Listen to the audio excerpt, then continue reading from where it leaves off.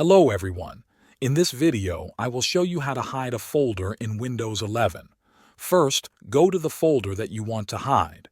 Right-click on it and choose Properties from the menu. A window will open with several options. In the General tab, look for the Attributes section near the bottom. You will see a box labeled Hidden. Check that box and then click Apply. A small prompt will appear asking if you want to apply the change to the folder only, or to the folder, its subfolders, and files. If you want everything inside the folder to be hidden as well, select the second option. Then click OK. Now your folder is hidden.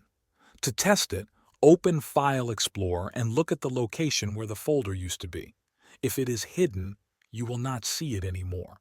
If you still see it, that means hidden items are being shown. Let's quickly check that. At the top of File Explorer, click on the View menu. Then hover over Show.